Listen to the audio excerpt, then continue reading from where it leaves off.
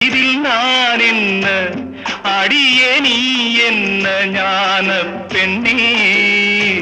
வாழ்வின் பொருள் என்ன நீ வந்த கதை என்ன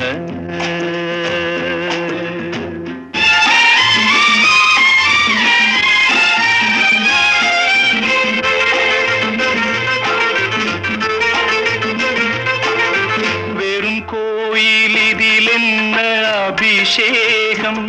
உன் மனமெங்கும் தெருக்கூத்து பகல் வேஷம்